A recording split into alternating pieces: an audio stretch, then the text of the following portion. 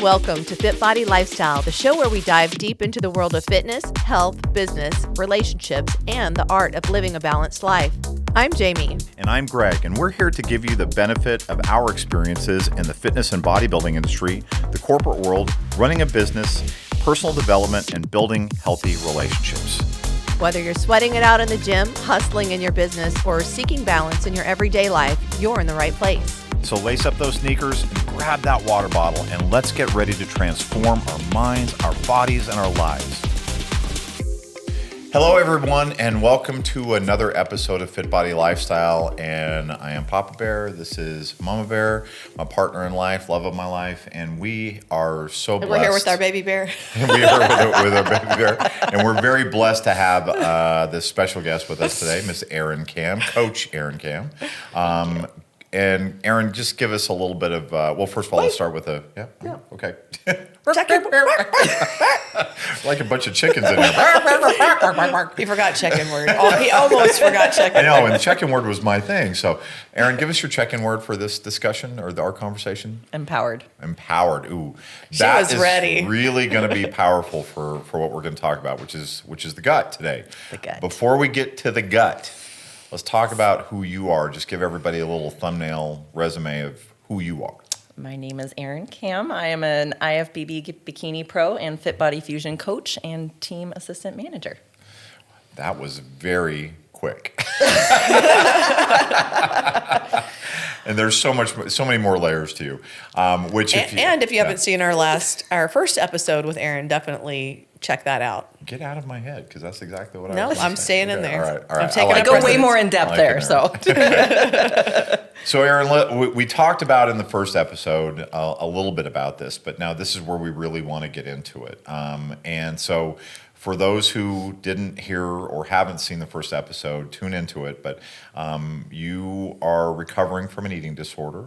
Yes. And we use recovering versus recovered because it's a process. Mm-hmm. And through that process and your journey into bodybuilding, you discovered a lot about your gut. And yes. And so let's start it there. How did that come about? Let's start with that question. How did you discover the gut issues being so important? So we discovered it in 2022 when I was competing. And I want to kind of backtrack a little bit with the eating disorder because it gives a little bit of background. So part of my eating disorder was I dealt with binge purge and bulimia.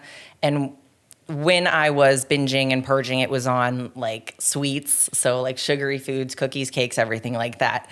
And I want to give that background because that's going to play an important role when I kind of get into the gut issues that I did face. So, like Greg said, I'm in recovery from the eating disorder. I've been in recovery for several years now. When I won my pro card in 2022 and went through that prep, I started noticing kind of like in between shows that things were off with how I was feeling.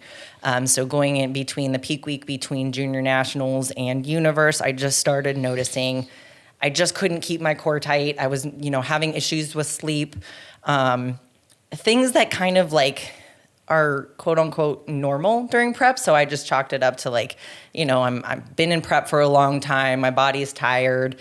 You do deal with things like fatigue and brain fog and, all of the, slower digestion.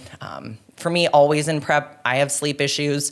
But my sleep issues got really bad in 2022. Like I said, I was sleeping like 2 to 3 hours a night. And then, so like once I won my pro card at Universe, we went into an improvement season and I just started to feel worse and worse. And, kind of fast forward as things got worse and like I just didn't have an appetite. I was really feeling sick when I was training. And then in around like the August timeframe, I got an eye infection. And basically my whole eye just like blew up and I thought I had just used bad mascara, but I remember you guys saw it and you're like, you need to go to the urgent care. I went to the urgent care. They gave me antibiotics, which I think kind of was the breaking point for my body because antibiotics kill off both good and bacteria in your gut. So I was already kind of noticing these issues. And I think once I went on the antibiotic, that's when my body just was kind of done. And that's when things really started to get bad. I was bloating after every meal. I was waking up bloated. Sleep kept getting worse. Brain fog was really bad. No appetite. And finally, like other people started to notice. I know like you could kind of start to see the signs too. Finally, we're like, okay, we need to figure out what's going on. So we ran like comprehensive blood panel, and then we ended up doing a GI mapping through Joanna and Hormone Logics. And I know she's been on here to talk about that too. So we did the GI mapping test in around the October timeframe of 2022, and around the first week of November, we got the results back because it takes about 4 weeks. Hey, Erin, before we go on with the results of the GI mapping, and I know that Joanna was on talking about that, I do think we should spend just a second or two talking about what that test is. Well, actually, I think we're going to go go pretty in depth in the, because now Erin actually has been now trained to read the GI maps and everything. So I was going to. Okay, then we can go ahead. That. I was more wanting to give people an idea of what that is. But you can give us a quick. They get to hear it twice. Yeah. So essentially, you get a nice little kit mailed to your house. You go to the bathroom and you take a nice little scooper. It's like a hot dog cup tray thing. You take a scoop. You take your scoop, your poop. You scoop it on the it's tray. a scoop of poop. And then you just put it in a test tube. You're making it sound much easier because you have to kind of stick it down there as you're getting ready to go, and then you get the sample, and then from the sample Greg's gotta take it. Well, I want people to understand because so the other test that I've taken is Cologuard for colorectal cancer, and it's not much different from that. It's a very similar process, but so informative. And Jamie and I have both done the GI mapping, and the reason why I want people to know about it is because, okay, if you're listening to this or watching this, it may sound, oh my God, I can't do it. Yes, you can. Yeah. It's not that bad. And the information you get, whether you use it or not, it's additional data about you and about what's going on inside you, which is the purpose of the blood test, is that it's helpful to know what's going on inside so that you understand what you're feeling on the outside. Yeah. And if anything, I just wanted people to be encouraged to do this because I think it's such a helpful thing, especially when you're encountering things that are sleep, fatigue, eye infection, other things that are manifesting that are just, man, I don't know why this is happening. And things like, constipation, diarrhea, and like the test itself is super simple, like you said. I mean, it's not maybe pleasant in terms of you scooping out your poop, but I mean, it's not invasive. You know what I mean? It's very, when you just ship it, mail it back. Like it's again, not pleasant. I've done several though, so if I can do it, anyone can do it. But the amount of data that you get, it really does.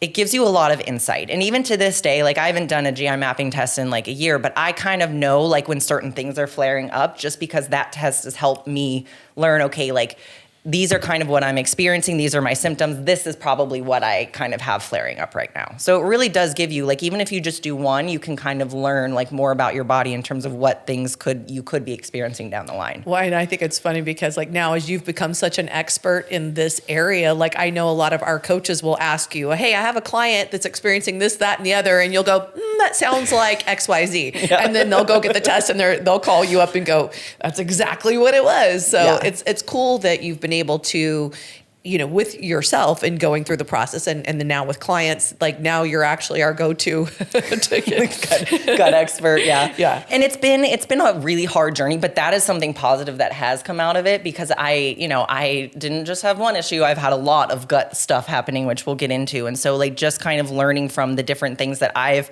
had to go through and like, I mean, I've done everything under the kitchen sink to try and like get my gut under control. So it's kind of that trial and error that like really helps me to kind of educate other people too. One thing I do want to say is like, even though I'm such a huge supporter of like the GI mapping and like gut health, I am not like, as a coach, my initial, like if someone's like, oh, I'm having like constipation or diarrhea, I'm not immediately going to say you need to go get a GI mapping test. We're going to look at lifestyle first. Like, are you drinking water? Are you eating fiber? Like, what does your diet even look like? Because a lot of times I'd say like 90% of the time, just focusing on that can improve someone's gut and digestion. Now, if issues persist, then okay, we need to get a deeper look. But I was just Basics laughing first. Yeah. because you have water and fiber, just two kind of, and it always reminds me of Occam's razors that the simplest solution is almost always the right solution, and you can go into somebody's MyFitnessPal and look at their fiber, and it's like 5 grams, 5 grams, 5 grams. It's like, okay, well that might be wonder an you're issue. constipated. Yeah. Oh, and Yes. you're drinking a quart of water a day, or like it's amazing how those things. Oh my God, my digestion is so much more improved once I Yeah. added some fiber in. Yeah. or I even love when something I like, love when our people get educated and they tell us. Oh yeah.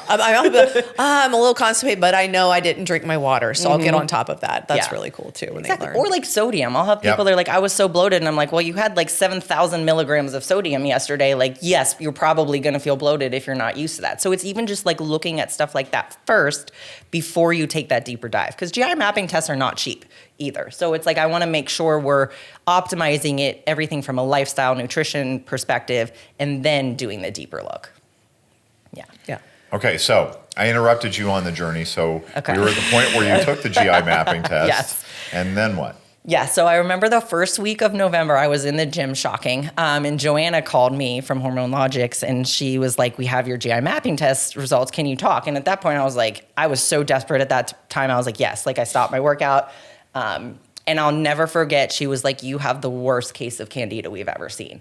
And in that moment, I think I was just so relieved that I had an answer that I didn't really like anything after that. I just kind of was like, okay, like whatever it takes, let's get rid of it now. I was Yeah. like, thank goodness, because all the other doctors and all the other tests, there was nothing wrong with me, and I was like, there has to be. Like, I'm so miserable. So, I mean, we talked for a little bit longer, and kind of she went over like, okay, you need to start this diet, this candida diet. I'm going to write up a plan of care. And again, in my mind, I'm just like, thank God I have an answer. And I remember driving home from the gym, and you called me and you were like, hey, like, you want to come over and we can kind of talk about like what your diet's going to look like? And I think it was in that moment that I was like, oh shoot, like this is probably like worse than I thought. And I remember we were sitting at your island in your kitchen and like going through all of the food, like going through MyFitnessPal, like my food log, and all of the foods that I can't eat. And it was everything I was eating. Yep. So candida feeds on like sugars and starches. And So what is candida, first of all, for those? it's a bacteria, and it's an a overgrowth. yeast. Yeah. It's a yeast. So, and everybody has candida to an Right. extent, and even for women, or like if we get like yeast infections, it's usually candida. So like you do need some candida. Mine was so high, it was everywhere. So that eye infection that I had was candida. I mean, it was everywhere in me. So that's why my numbers were so high. But in what Joanna explained to me too, the numbers from the GI mapping test were just the candida in my gut. It wasn't taking into account anywhere else in my body. So like my numbers were off the charts. So this is when I started to kind of realize, I can't eat anything that I'm already eating.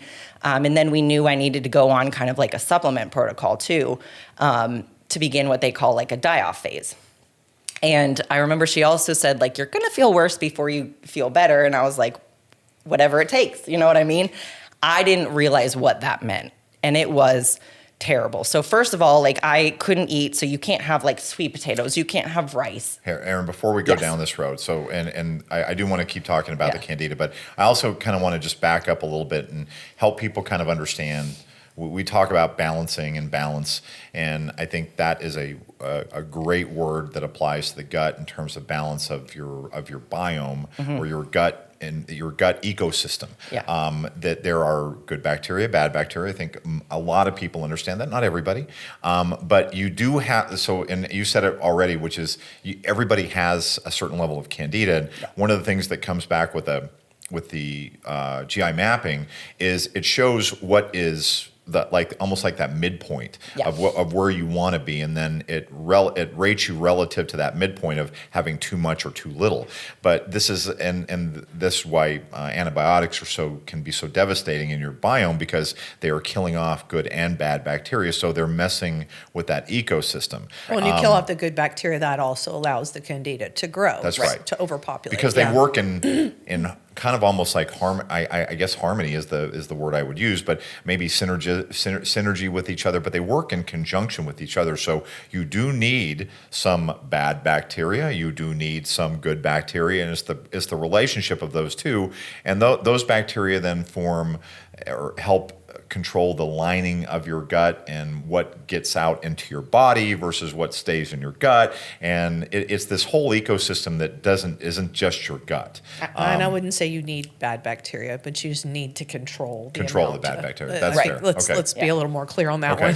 And too, one thing I do want to mention about antibiotics, like anytime I have a client that tells me like they're on an antibiotic, I always say you need to be on a good probiotic, because you have to replenish the good Bacteria. gut bacteria.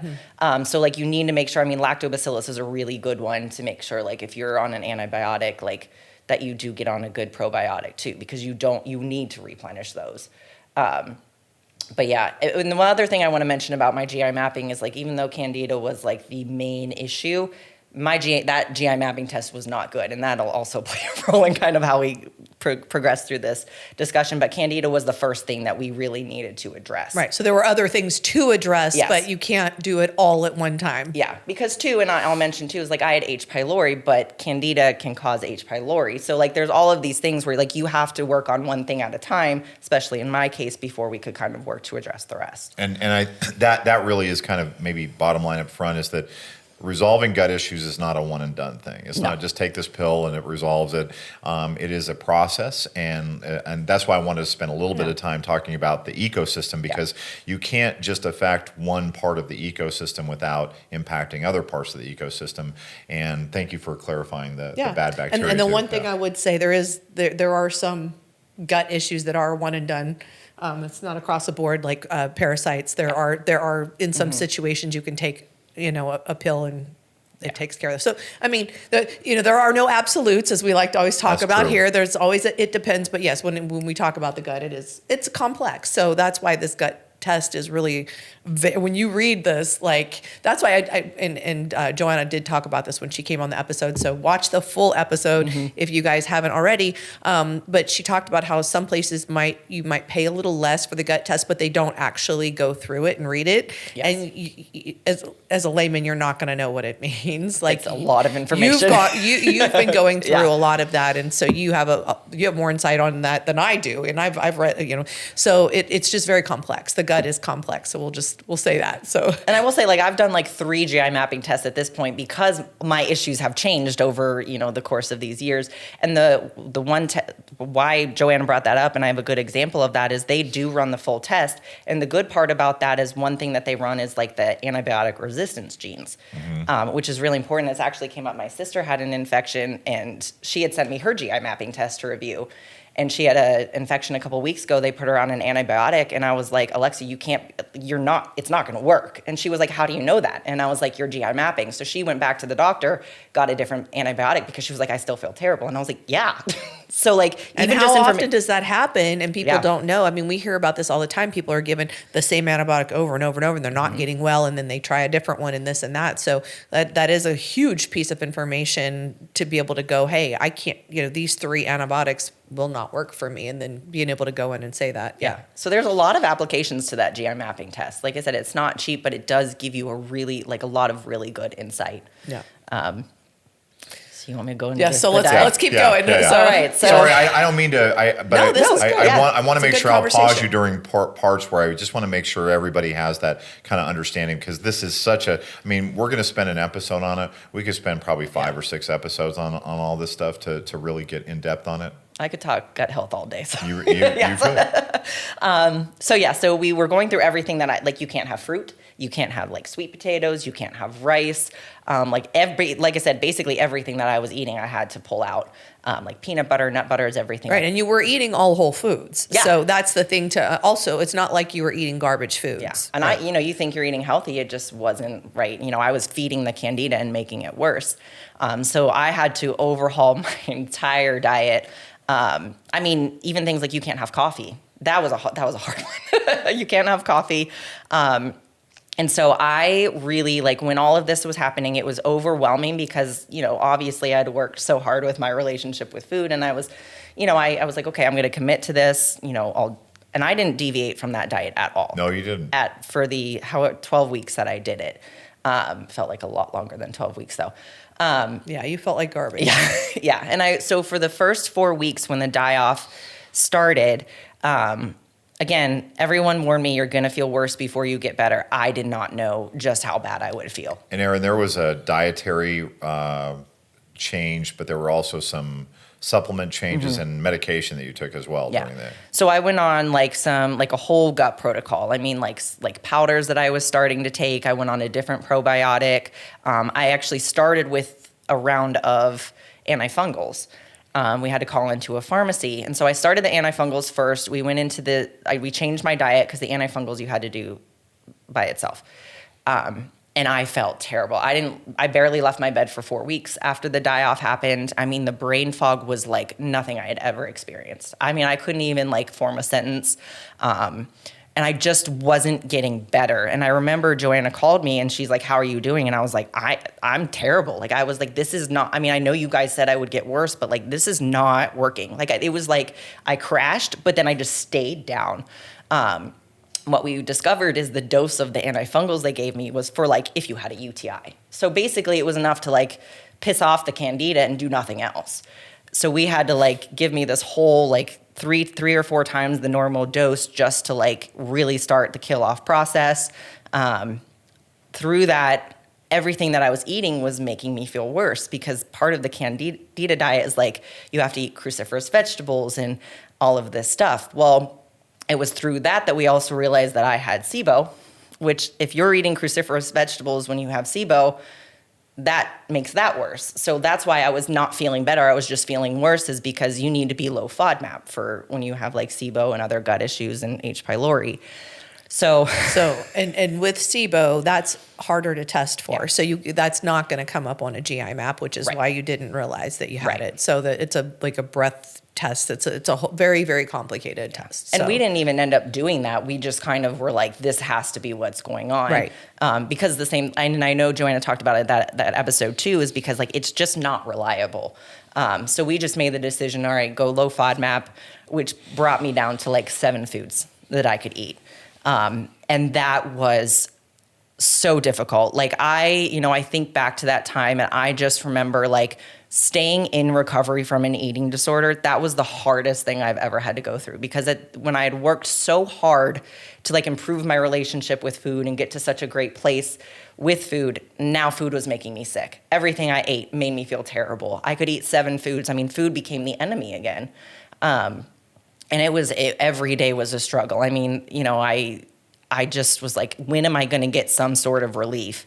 And finally, through the changes with the low FODMAP, the gut protocol, once I finished the antifungals and could start like the other supplements, I started to feel better enough where I was like, okay, like maybe there is a light at the end of the tunnel. And so like I said, I think I did that diet for 12 weeks.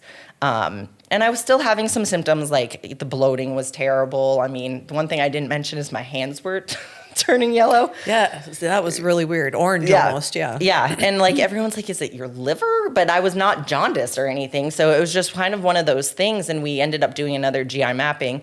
And because we also wanted to see where the candida was. So this was around, so I got that first one done in October, results in November. We did a repeat that we got the results back in February, and my candida was gone, which that was a celebration. Such a celebration. I remember I called you and I was like, hey, can I buy you dinner? And you're like, sure, Taco Bell. And I was like, no. But you didn't know why I was asking the question. And I was joking, of course, because I know she doesn't eat Taco Bell. But anyways, we got sushi because I could finally eat like normal food again.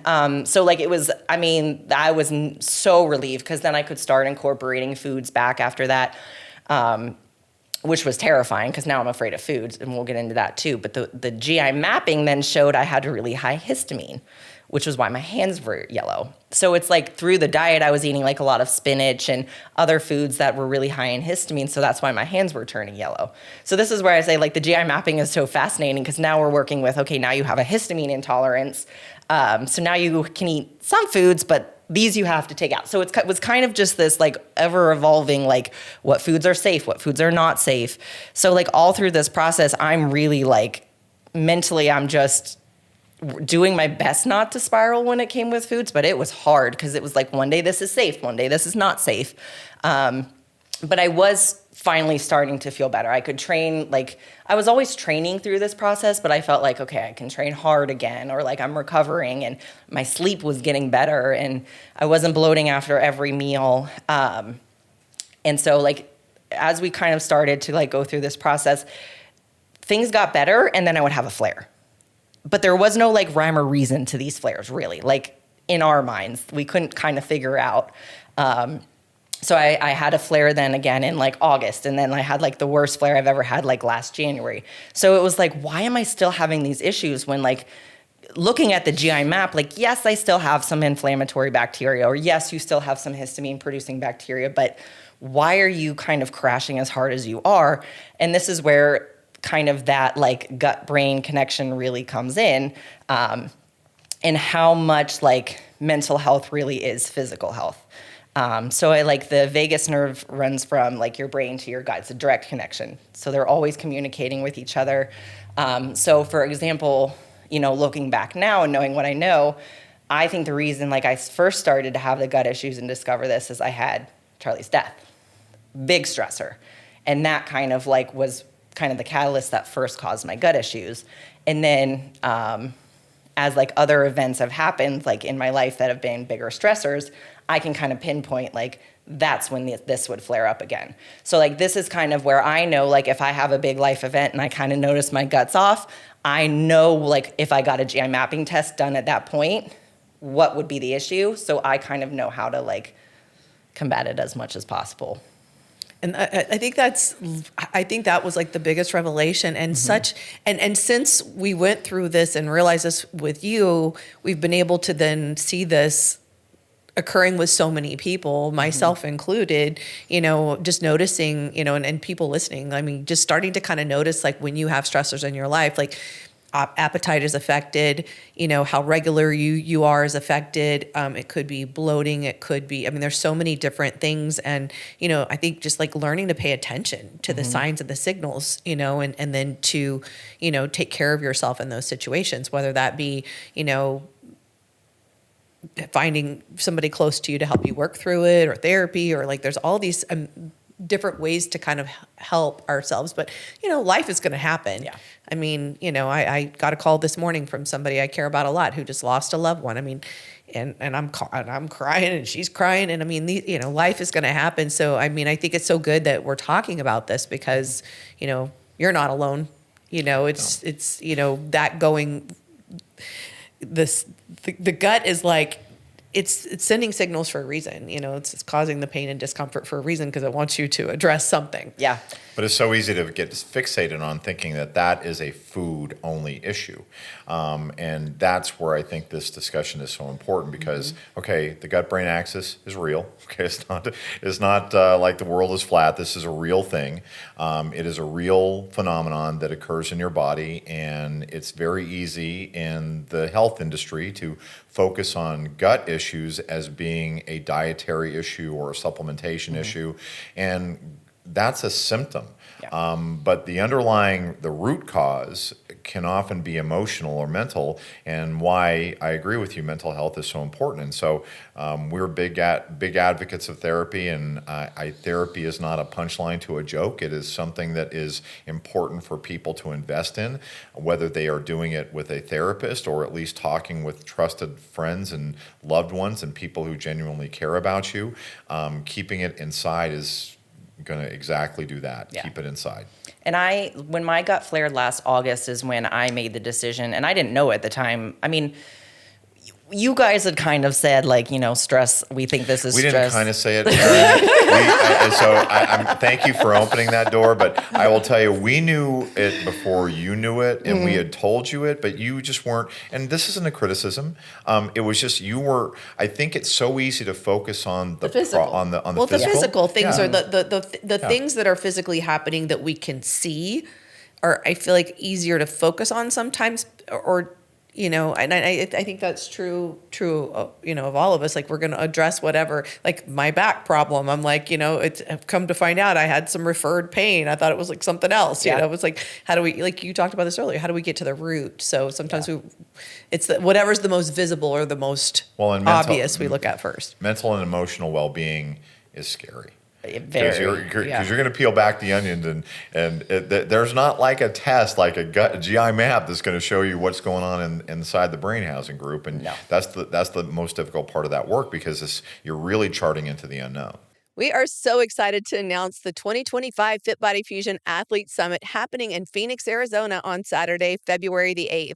This is your chance to learn from the best in the industry, get hands-on posing critiques, and network with fellow athletes. You'll hear from top pro athletes and get expert advice on everything to get you competition ready and recovered post-show. Don't miss this opportunity to work one-on-one with FitBody Fusion coaches and even take home some awesome goodies and giveaways while you're at it. Everyone is welcome, so register now at fitbodyfusion.com and join us on February 8th in Phoenix, Arizona. Can't wait to see you.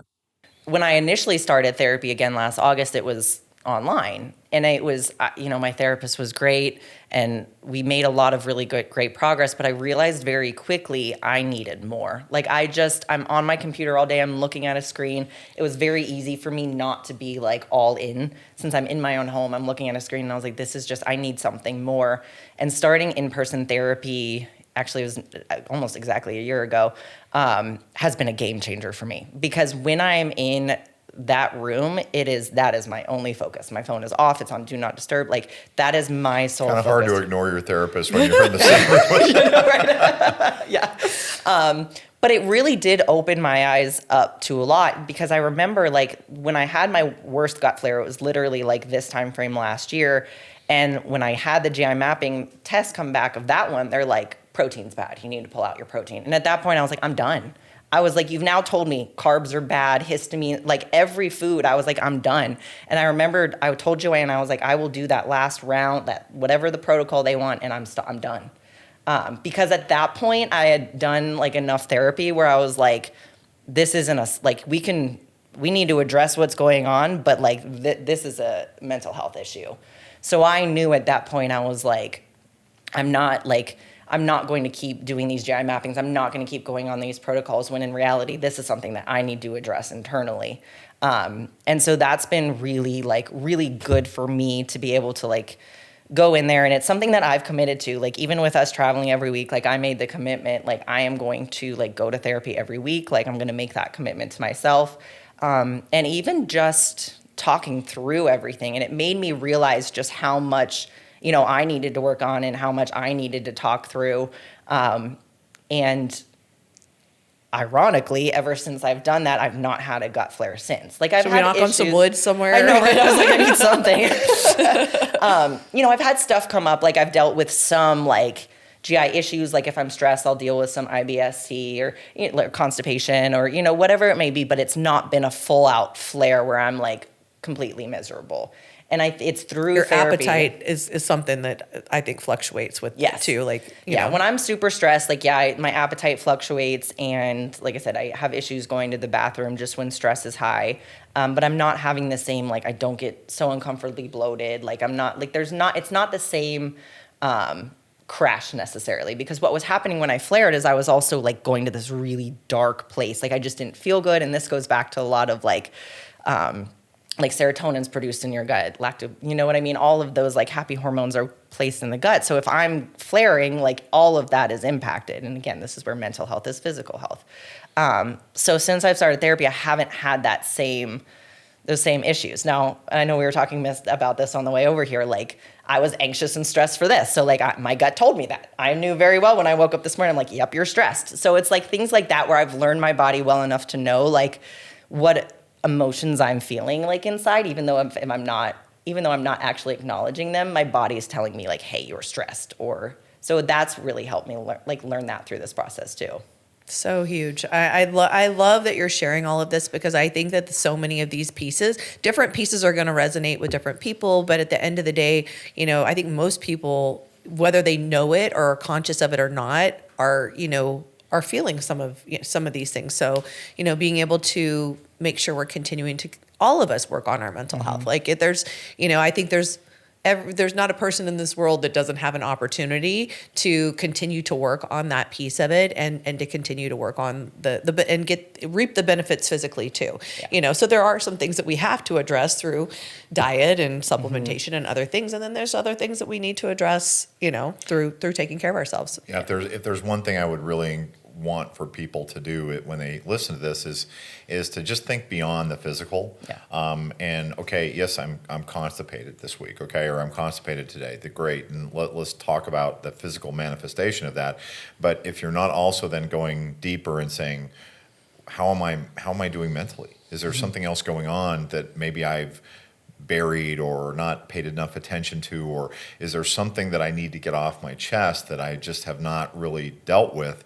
If you're not asking those questions, then you may be missing a big component of why you're having it. It is a symptom, and root cause is really the hardest part of finding anything. And it may not be a cause, it may be multiple causes, but you've got to look for all of those things inside of yourself. And that's why this talk is so important, and why I'm so just impressed and love you even more, if that's even possible, because your courage in being able to talk about this stuff is really amazing and inspiring.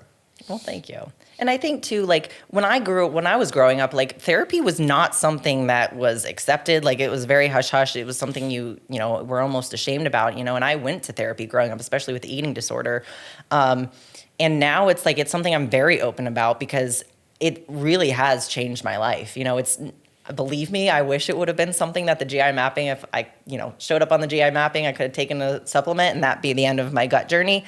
It's way easier than therapy. Therapy is hard. I mean, it really makes you, and not even just therapy, it's the work outside of therapy. I know we've talked about this. I mean, it's hard work. Like you're addressing generational, issues that you have to work through that are still impacting you inside. And so, I'm glad more people are talking about it, but I want people to also see how much it does impact more than just your mental health. I think about it this way: is like going to church. If you go to church, going to church is not the part of faith. That's the expression of it in that moment, but it's what you do outside of church that really determines whether you're a person of faith or not, and whether you just, hey, okay, I'm going to church today, I checked that block, I did my thing. No, the everything that happens outside of church is what that should be about. And mental health going to therapy is the same thing. It's the work of the work. The work is going to the therapy, but the work of the work is what you do afterwards. Is that application of those things outside, and that's the hard part, because it's so easy to get caught up in other things. It's so easy to get caught up in the physical part. It's so easy to get caught up in the regular rhythm of the day. Yeah, and as much as I have had grown to hate it, because people kept telling me you're going to feel worse before you get better the whole time I was doing my gut healing process. But that's one thing now I'm when you start therapy, it's very true. You're going to feel like you're going backwards, or you're going to feel worse before you start to feel better. And most of the time I still feel that way. You know what I mean? It's still there, but I'm am I actually making progress? And then it's when I'm saying things I haven't had a gut flare in almost a year, it's yes. There's the answer. You know what I mean? And it's hard to see it when you're in it. Well, do you remember what I told you when we were riding back from the airport this week? And I'm going to say it publicly, and I hope you're okay with it. I should have asked permission. I'm kind of impliedly asking your permission. But when it always makes me nervous when he goes down over. It's where is he going with this? Where will I go? When you're on a journey of 1,000 miles, it's so easy to think of, oh my God, I got so much further to go, that you just don't appreciate how far you have come. And that's what I told you the other day, is that I see it, Jamie sees it, we see these little expressions and these little improvements that you may not see yourself, but we know. And the people who told you at the outset that that there was something else going on here are also telling you right now and confirming that we are seeing progress, and that is a cause for hope, because you may not see it today, and it may feel like you're stuck, or it may feel like you're not making the kind of progress, but I'm telling you objectively, and as somebody who loves you, that you are making progress. Well, thank you. Well, and you're such a big inspiration. Like, and I love that you're sharing this so much. I do want to say, jump back to relationship with food, because something too, though, that I was thinking about as we've been talking through all of this is, how many people are looking for the perfect diet, or they're vilifying certain foods, like don't eat any of this, only eat this. Like, you were kind of forced into that a little bit because of the gut issues and the different things you had to do. So now, after all of that, and now the gut is happy and settled, what is your eating look like? Like, how has that changed for you? And then, like, what's your perspective on food right now? I will say, like, I think that the whole process, the whole gut journey has made me very almost emotionally detached from food. Like, there's not the same emotional connection, which in my mind has been a very positive thing, because food's not the enemy anymore. Like, to me, it's very much like, I eat the foods that I enjoy. I'm not afraid of them. And I think it kind of goes back to the same thing, kind of to bring it full circle, like the eating disorders. It was never about the food. Even with the gut stuff. I mean, yes, when I'm healing candida, yes, there were foods that made it worse. The flares that kept happening, it was never about the food. You know what I mean? So, like, it was because I was holding stuff inside that was, like, making my gut worse. And now, to me, it's like those symptoms that my body was showing me, that was my body, like, speaking to me. Like, there's something, like, you need to listen. And so now it's like, if I have issues after I eat, it's not me going back and saying, like, what food did this? It's what is going on in my life that I need to re-examine. Wow. So for me, like, food is not the enemy for me. Like, I can go out and eat, and I'm eating red meat again, which I haven't done in years. Like, I don't have, like, a fear of food, because I know that that's not what my issue was. And especially when you're with me. I know, right? I still won't do Taco Bell, though. We do pizza, sushi, like steak. People don't know that there's a special rule. There's a special rule that macros don't matter when you're with Jamie.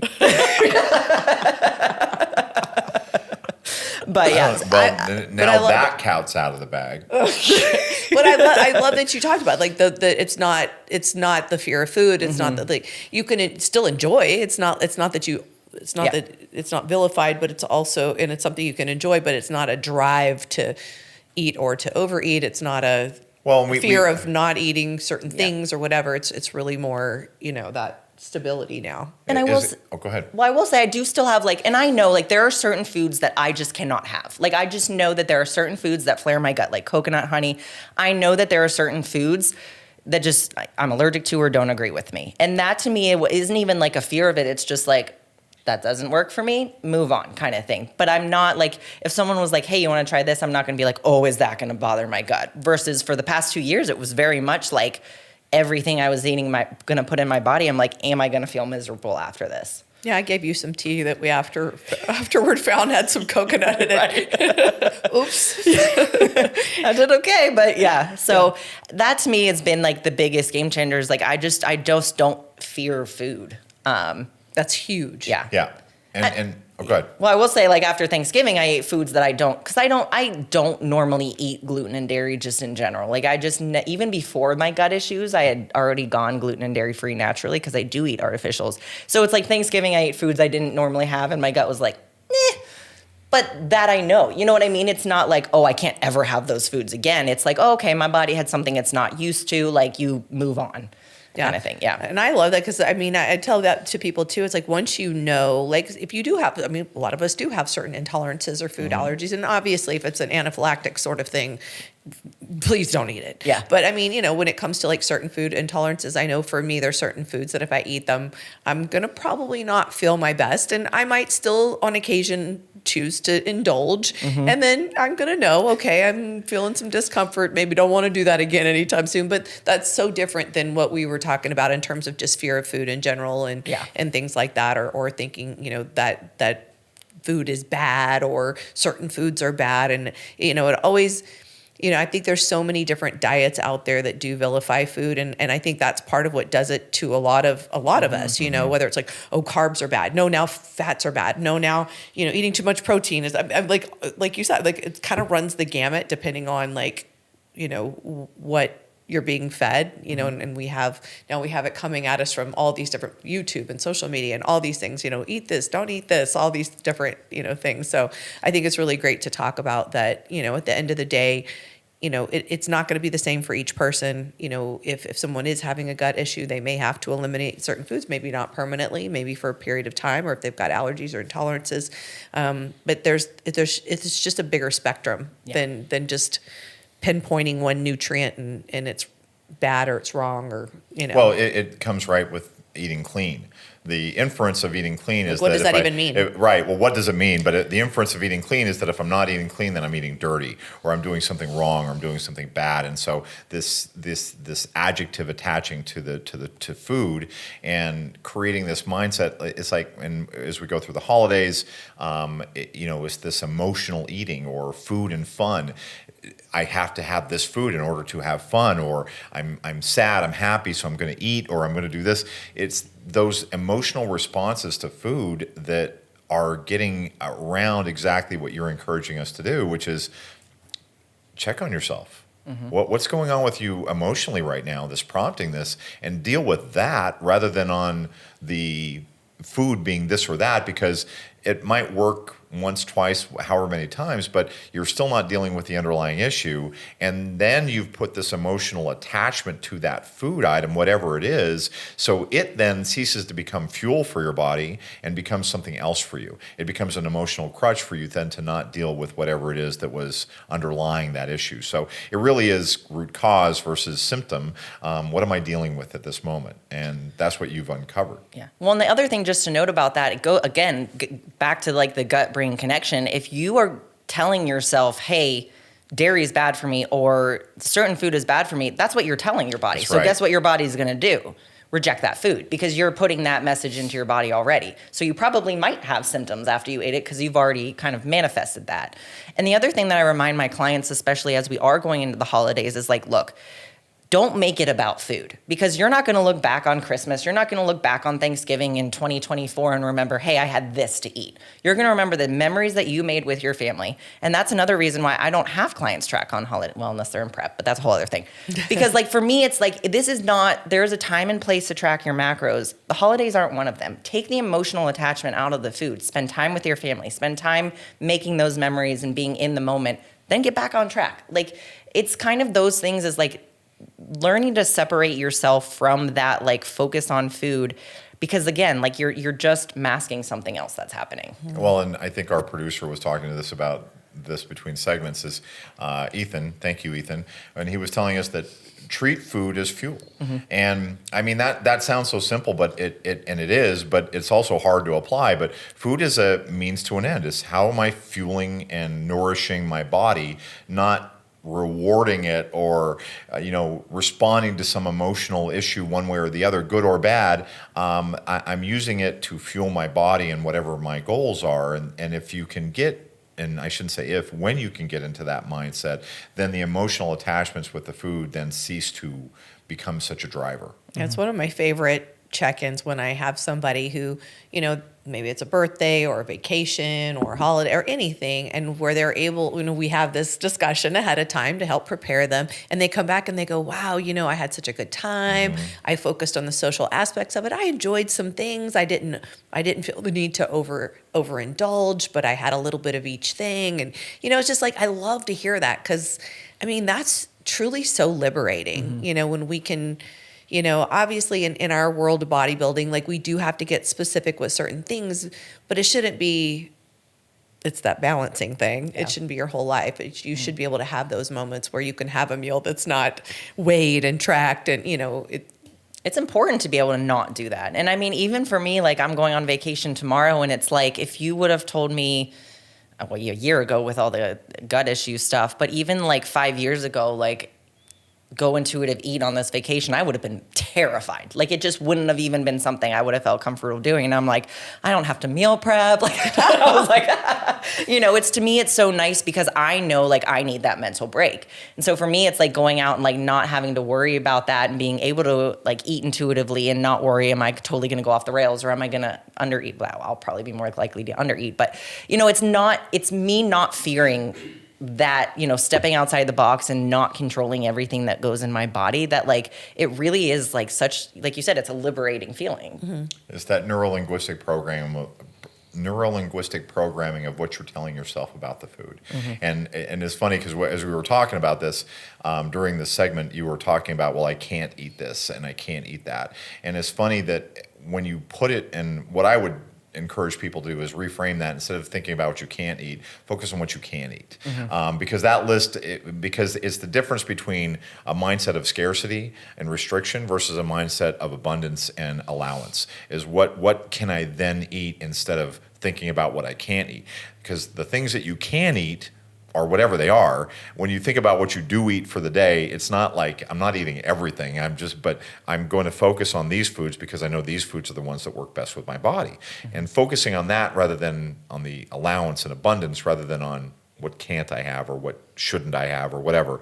That's just a different emotional cue and emotional attachment to that food. Yeah. And one thing I did just think of that I want to go back at, like, especially if someone's going to start on a gut protocol, and if you do have to go low FODMAP or you do have to do the Candida diet, like, I want people to be very clear that this is not supposed to be something you do for forever. These restrictive diets, like, it's not even too restrictive of a diet can lead to gut issues because, again, you're limiting your gut microbiome. So I want people to know, like, the intention is not that you go on these diets and stay there forever. Like, you need to go through the diet and then slowly work on incorporating things back in.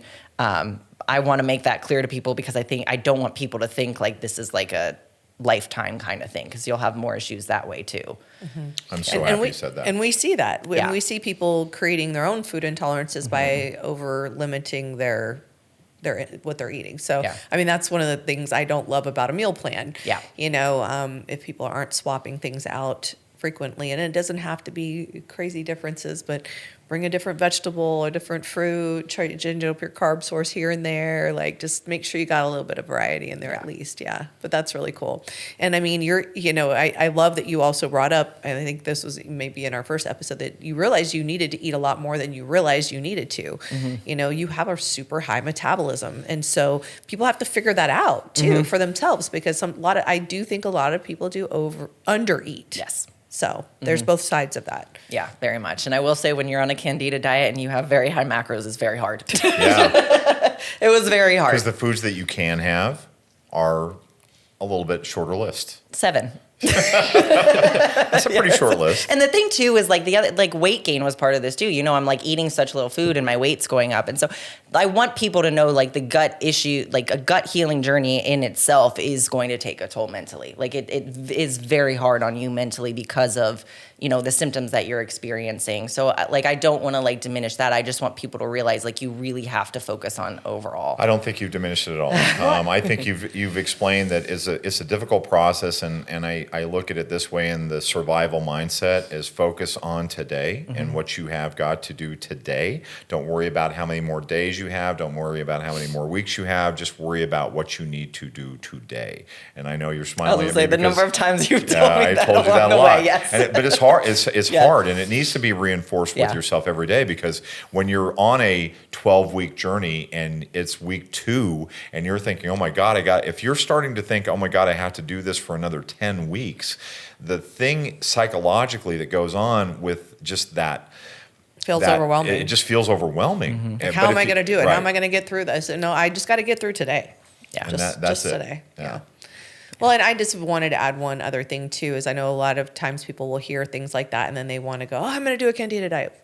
Get your gut testing for it. Like, there are different things that could be going on in the gut, and they're addressed differently. And so I do see this, and I see this sometimes with coaches and things like that aren't as knowledgeable about what's going on in the gut, and they think, oh, everybody's got SIBO, oh, everybody's got Candida, or you know what I mean? They kind of make an assumption. You got leaky gut. You have H. pylori. So like, it is important before you do any of these types of things to be clear on what's going on. Because, like, I experienced, like, I went on the Candida diet but cruciferous vegetables may be worse. You know what I mean? So you have to know what you're working with to be able to address it. It's very much like taking the wrong antibiotic that you gave that. So you're taking the wrong cure for the wrong symptom or whatever. Right. But and getting the side effects. Yeah, and we are at time.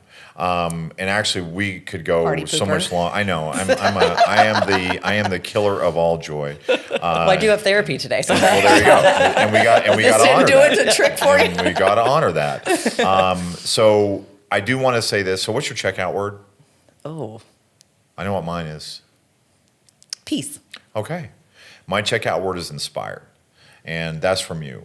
Because I'm just, when you share this stuff, and just courage is another word that I could use. It's just, I'm so inspired by your vulnerability. I'm so inspired by your willingness to share and help people, and the recognition that through your story, as difficult as it may be to tell it, it also can impact. And if it just impacts that one person, then it's made a difference. So I really applaud you for that. Thank you. And remind people how they can get in touch with Coach Erin. You can find me on Instagram. It's Erin Kamm _IFBB Pro, ERIN. KAMM. KAMM. And then on our FitBody Fusion website. Awesome. Yeah. And for everybody else, remember to like, comment, subscribe, leave your reviews. And I hope you enjoyed this episode as much as we enjoyed bringing it to you. And if you did, you leave that comment. Tell us how we can make better content, because we liked all that. And remember the 3 B's: be good to yourself, Be good to each other. and be safe. Take care, everybody. Thank you for tuning in to FitBody Lifestyle. We hope today's episode has left you feeling motivated and equipped to tackle your fitness goals, business challenges, and the daily dance of life. Remember to value progress over perfection. Life's tough enough alone. Find the chosen family around you to help you along the way. If you enjoyed today's episode, we'd really appreciate it if you would subscribe and leave us a review on your favorite streaming platform. And don't forget to follow us on Instagram at FitBody Fusion.